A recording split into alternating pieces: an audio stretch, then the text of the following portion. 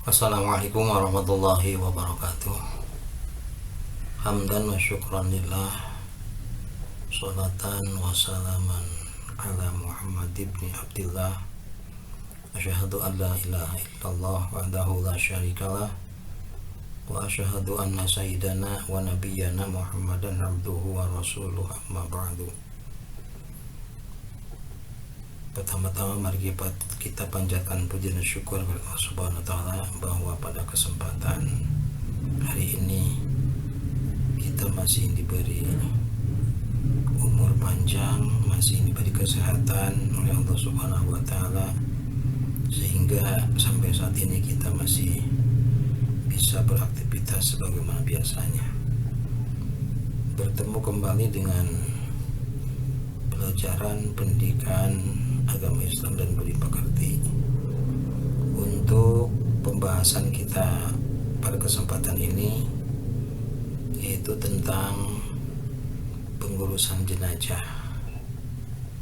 Sebagaimana kita telah ketahui bahwa bagi orang yang hidup ketika ada yang meninggal dunia itu mempunyai kewajiban, sekalipun wajibnya wajib kifai atau fardu kifayah, namun itu tetap kita harus mampu melaksanakan dalam pengurusan jenazah tersebut. Ada beberapa pokok bahasan terkait dengan pengurusan jenazah. Selain daripada yang melaksanakan fardu kifayahnya, juga ada yang hukumnya sunnah, di antaranya yaitu takziah dan ziarah kubur. Dari pengurusan jenazah, dari mulai memandikan, mengkafani, mensolatkan, termasuk menguburkan, itu hukumnya fardu kifayah. Sementara untuk bagian yang kedua, takziah dan ziarah kubur, itu hukumnya sunat. Di dalam pengurusan jenazah, sebagaimana tadi disampaikan, bahwa ada 4 kewajiban yang harus kita lakukan ketika ada yang meninggal dunia. Yang pertama yaitu memandikan jenazah, yang kedua mengkafani, yang ketiganya mensolatkan, dan yang terakhir yaitu menguburkan. Nah, ini semua merupakan kewajiban orang yang hidup ketika ada yang meninggal dunia.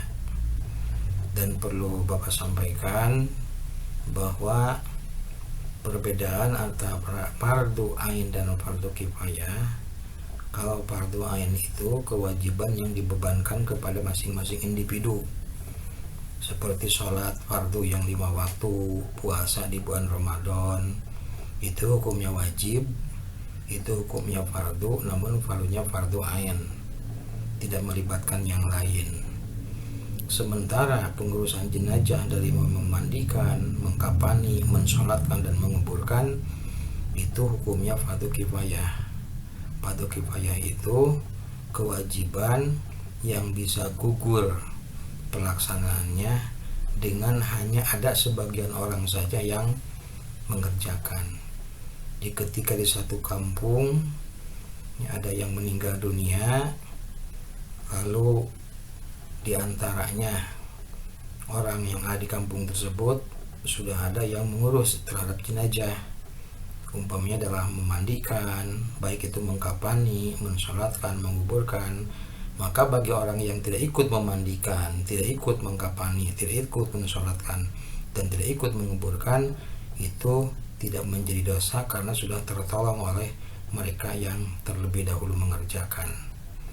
Jadi bisa gugur kewajibannya, dalam artian tidak menjadi dosa orang yang tidak mengerjakan terhadap pengurusan jenazah ini, manakala di kampung tersebut sudah ada orang yang mengurusnya. Itu ya kewajiban-kewajiban yang harus dilakukan oleh kita sebagai umat Islam manakala ada yang meninggal dunia. Yang selanjutnya, di dalam memandikan jenazah itu ada beberapa cara ya, ada tuntunan yang harus kita perhatikan, ada rambu-rambunya, ada ketentuan-ketentuannya, di mana sebagaimana yang sudah dilihat pada tayangan ini.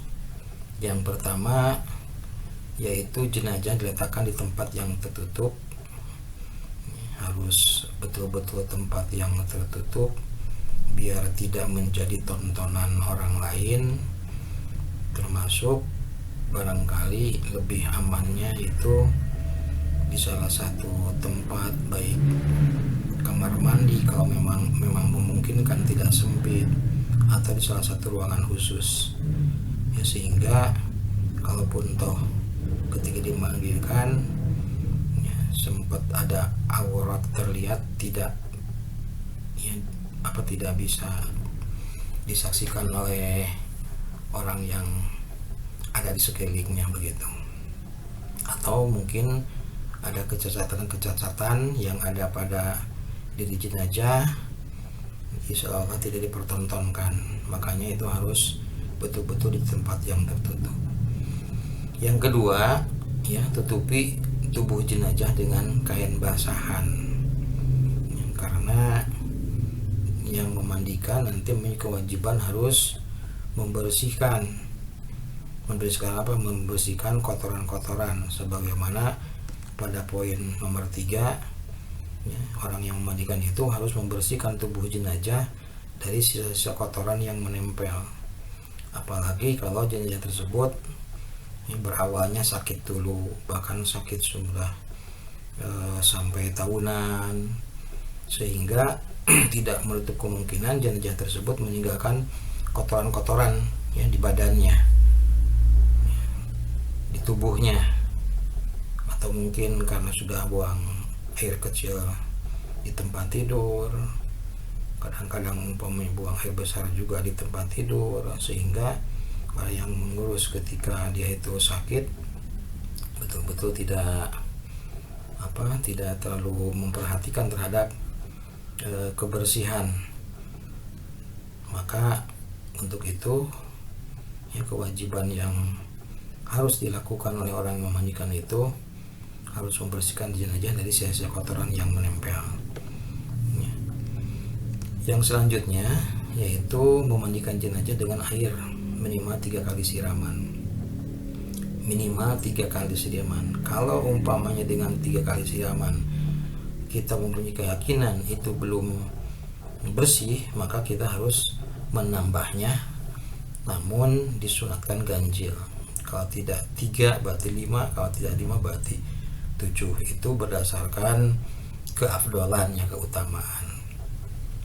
Dan ketika si jenazah sudah betul-betul dimandikan ya, sesuai dengan apa yang seharusnya, maka yang harus dilakukan oleh orang yang memandikan terakhir yaitu mewudukan jenazah ya, jadi mewudukan jenazah.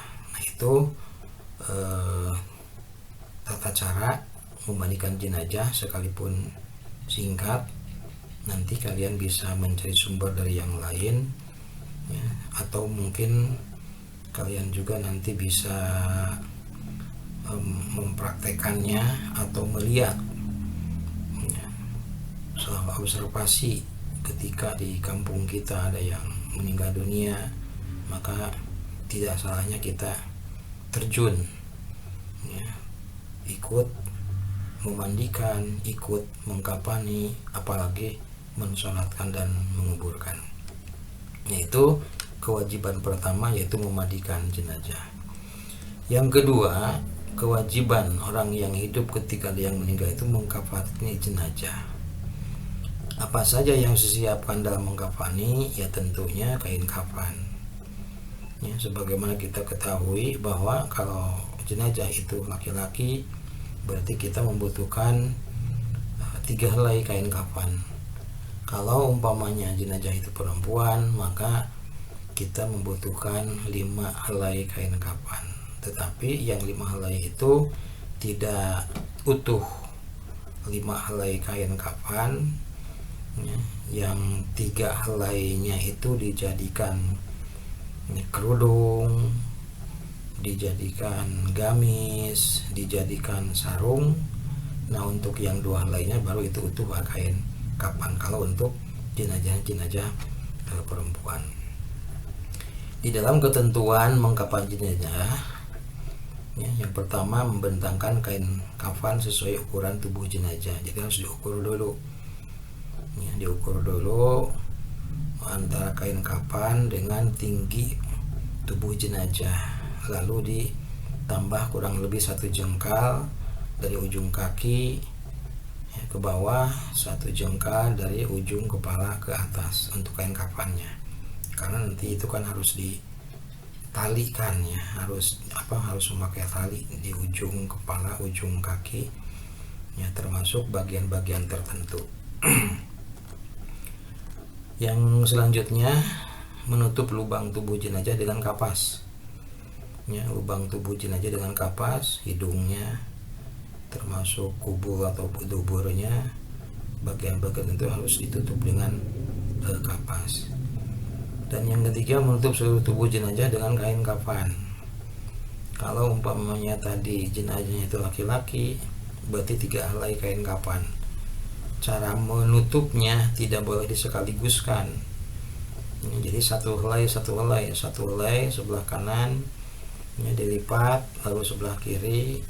Untuk helai yang keduanya sebelah kiri, lalu sebelah kanan, dan helai ketiganya sebelah kanan lalu sebelah kiri.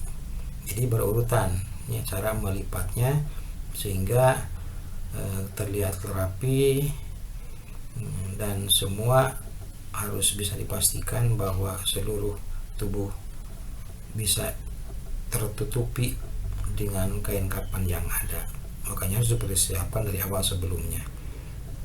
Nah yang terakhir, sebagaimana tadi di awal disampaikan, untuk kain kafan yang dibutuhkan untuk jenazah laki-laki itu 3 lapis kain kafan, sementara untuk perempuan itu 5 lapis kain kafan. Nah itu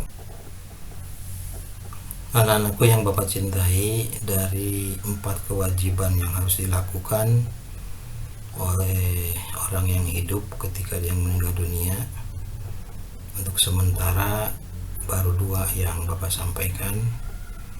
Insya Allah untuk kewajiban yang ketiga dan keempatnya nanti di bagian video yang kedua. Terima kasih atas segala perhatiannya. Mudah-mudahan ada manfaatnya. Wassalamualaikum warahmatullahi wabarakatuh.